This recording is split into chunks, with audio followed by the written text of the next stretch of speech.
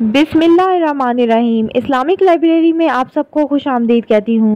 بہت سارے لوگ جو میرے چینل کو دیکھ رہے ہیں، جنہوں نے ابھی تک سبسکرائب نہیں کیا، میرے چینل کو سبسکرائب کر کے میری حوصلہ افزائی کریں اور بیل آئیکن کو ضرور کلک کر دیں تاکہ میری آنے والی ویڈیو سے باخبر رہ سکیں۔ اللہ کے رسول صلی اللہ علیہ وآلہ وسلم نے مسجد نبوی کی تعمیر کے لیے جو زمین خریدی تھی، وہاں بہت بڑا باغ تھا۔ اسی باغ کے ایک حصے میں آپ نے مسجد نبوی کی تعمیر کی اور بعض مہاجرین کو وہیں گھر بنانے کی اجازت دی۔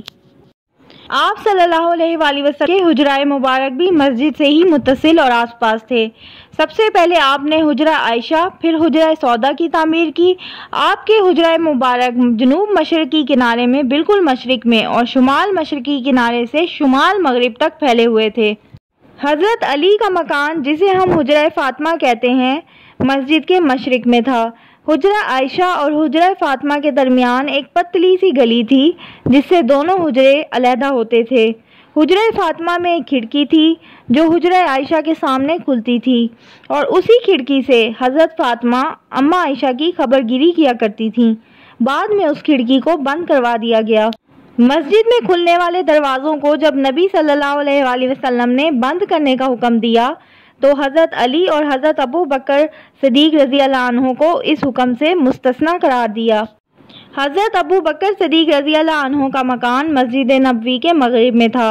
اس میں بھی ایک کھوکھا یعنی بغیر کھڑکی کا دروازہ تھا جو مسجد نبوی کے دروازے سے متصل تھا۔ حضرت ابو بکر رضی اللہ عنہ کا یہ مکان اب مسجد نبوی میں داخل کیا جا چکا ہے اور قدیم مسجد نبوی کے آخری ستون کے بعد جہاں حد مسجد نبوی لکھا ہوا ہے اس سے متصل تھا۔ حضرت عبداللہ بن مسعود رضی اللہ عنہ کا مکان حضرت ابو بکر رضی اللہ عنہ کے مکان کے مغرب میں تھا۔ اس کا کچھ حصہ جو حضرت ابو بکر کے مکان کی طرف تھا، حضرت عمر رضی اللہ عنہ کے دور میں مسجد نبوی میں شامل کر لیا گیا تھا۔ پھر حضرت عثمان غنی رضی اللہ عنہ کے زمانے میں دونوں مکانات کو مسجد میں شامل کر لیا۔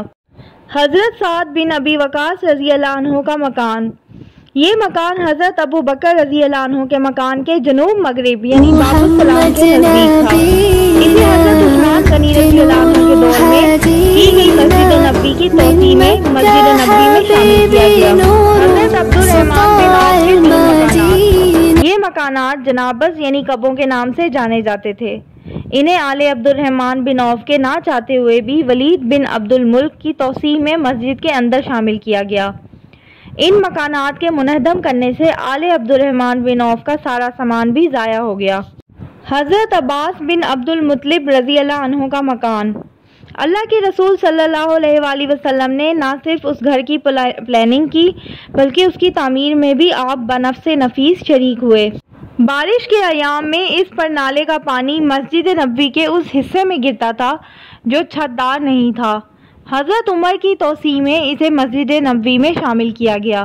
محراب عثمانی کے مغرب یعنی محراب نبوی سے 5ویں ستون کے پاس یہ مکان تھا۔ حضرت عباس نے اسے مسلمانوں کو صدقہ کر دیا تھا، لہذا حضرت عمر رضی اللہ عنہ نے اسے مسجد نبوی میں شامل کر دیا۔ حضرت صبرہ بن ابی رحم رضی اللہ عنہ کا مکان ستون یمانیہ کے پاس تھا۔ اس کے مشرق میں حضرت عمار بن یاسر رضی اللہ عنہ کا مکان تھا جو محراب نبوی سے تھوڑا پیچھے ذرا ہٹ کر واقع تھا۔ حضرت عمر کی توسیع میں اسے مسجد نبوی میں شامل کیا گیا۔ حضرت جعفر بن ابو طالب رضی اللہ عنہ کا مکان، یہ مکان حضرت عباس اور حضرت عمار بن یاسر رضی اللہ عنہما کے مکانات کے درمیان قبلے کی طرف تھا۔ جب حضرت جعفر رضی اللہ عنہ فتح خیبر کے بعد ہجرت حبشہ سے واپس آئے تو اللہ کے رسول صلی اللہ علیہ وآلہ وسلم نے بذات خود انہیں یہ زمین عنایت کی تھی۔ حضرت عمر نے اسے مسجد نبوی میں شامل کیا۔ ام المومنین حضرت سودا بنت زمع رضی اللہ عنہ کے بھائی حضرت عبداللہ بن زمع کا مکان، یہ حضرت حفصہ رضی اللہ عنہ کے حجرے کے جنوب میں تھا، یعنی اللہ کے رسول صلی اللہ علیہ وآلہ وسلم کی قبر مبارک کے بالکل سامنے، وہاں تھا جہاں آج کل زائرین کھڑے ہو کر سلام کرتے ہیں۔ حضرت حسان بن ثابت رضی اللہ عنہ کا قلعہ اور مکان، اسے قلعہ فارق کہا جاتا تھا اور موجودہ باب الرحمہ کی جگہ واقع تھا۔ جب مدینے کے ارد گرد لڑائی چھڑتی تو اللہ کے رسول صلی اللہ علیہ وآلہ وسلم اپنے اہل خانہ کو اسی قلعے میں رکھا کرتے تھے۔ جیسا کہ غزوہ احد اور غزوہ خندق میں ہوا۔ اسی قلعے سے اللہ کے رسول صلی اللہ علیہ وآلہ وسلم کی پھوپھی حضرت صفیہ رضی اللہ عنہا نے اس یہودی کو قتل کیا جو نبی صلی اللہ علیہ وآلہ وسلم کے گھر کی عورتوں کو تاڑنے کی غرض سے جاسوسی کر رہا تھا۔ اکابر مہاجرین کے مکانات مسجد نبوی کے ارد گرد اور آس پاس واقع تھے۔ اہل علم و شرف اور صاحبان تقویٰ و طہارت کو مساجد کے قریب ہی اپنے مکانات بنوانے چاہیے تاکہ ان کی نماز فوت نہ ہو اور مسلمانوں کے اہم مسائل پیش آنے کے وقت وہ غیر حاضر نہ رہیں۔ یہ تھی میری آج کی ویڈیو۔ امید کرتی ہوں آپ کو یہ ویڈیو بہت پسند آئی ہوگی۔ اگر آپ کو ویڈیو اچھی لگتی ہے تو پلیز لائک کریں، سبسکرائب کریں اور شیئر کریں۔ اللہ حافظ۔